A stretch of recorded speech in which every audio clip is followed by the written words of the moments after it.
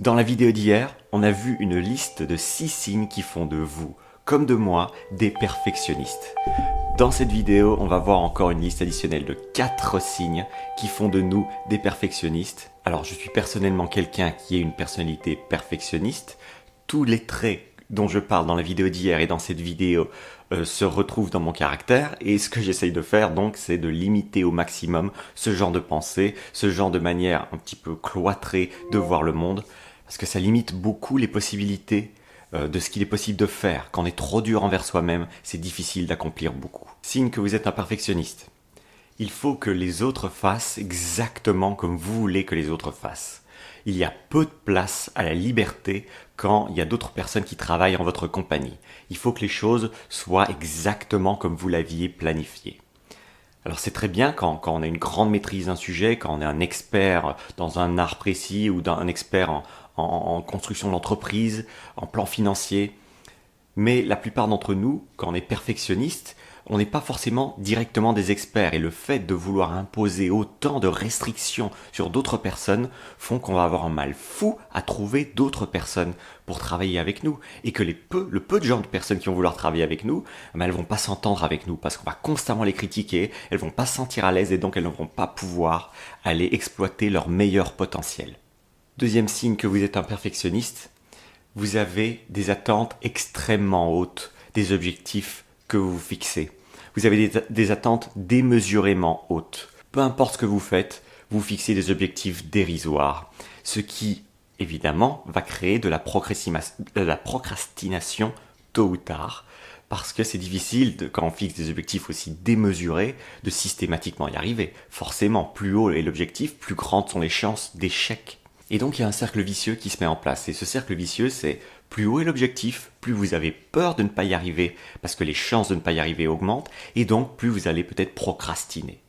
Et plus on procrastine, et plus on se dit qu'on aurait dû mieux faire, on redevient un perfectionniste dans sa procrastination, et c'est une boucle infernale. À un moment, il faut en sortir. Il faut décider peut-être de faire d'accomplir des choses plus petites, mais en y arrivant. Parce que plus le but, l'objectif qu'on se fixe est petit, plus les chances qu'on y arrive sont grandes. Et donc, on peut construire de la confiance, on peut construire du momentum, comme on dit en anglais, on peut être dans un élan cet élan va nous permettre d'accomplir des choses encore un peu plus grandes, etc. C'est un peu comme l'effet boule de neige. Quand une boule de neige descend d'une pente dans une montagne enneigée, elle va gagner et gagner et gagner de la masse et de la vitesse. Et il faut penser comme ça pour accomplir des gros objectifs. Il faut penser d'abord toute petite boule de neige qui roule doucement au départ. Toute petite boule de neige qui roule doucement. Et plus elle va rouler vite, et plus elle va prendre de la distance, et plus elle va grossir et devenir inarrêtable. Par contre, bonne chance pour essayer de faire bouger une boule de neige qui est en bas de la pente et qui est vraiment déjà énorme.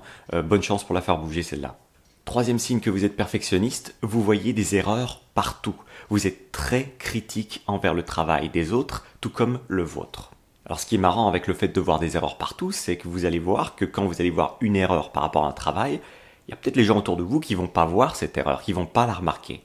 Alors peut-être que vous avez, comme moi, un troisième œil qui parfois vous permet de voir des erreurs que les autres ne voient pas, mais c'est aussi possible que la moitié du temps, les erreurs que vous voyez, que je vois, sont imaginaires.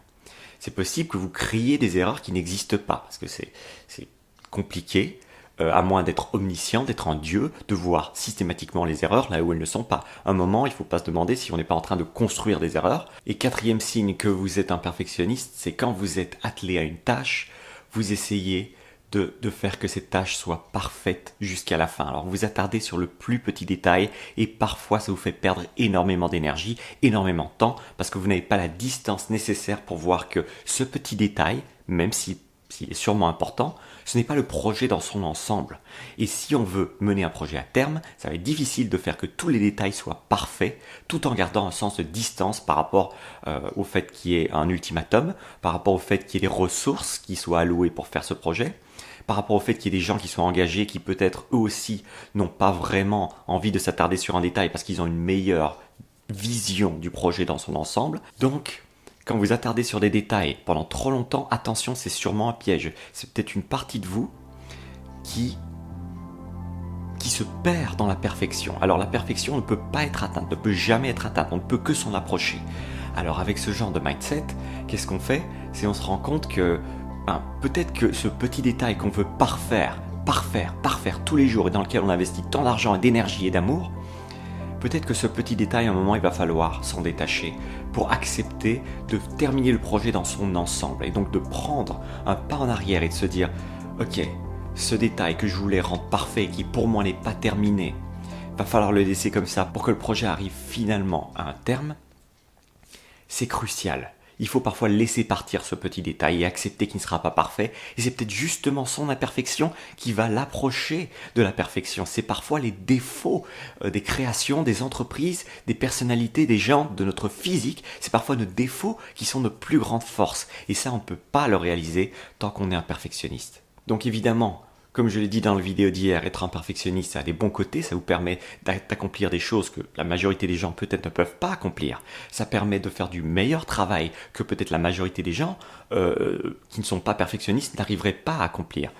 Cependant, ça a aussi bien des limites et bien des défauts d'être un perfectionniste en particulier, parce que ça vous burn votre énergie, ça vous fume votre énergie, ça vous fume votre sens de distance par rapport aux choses dans leur entièreté. C'est tout pour cette vidéo, on se voit demain pour un autre contenu, c'est tous les jours des vidéos sur cette chaîne, des contenus pour prendre soin de votre cerveau, alors prenez-en soin. À demain, c'était Thierry Markovitch.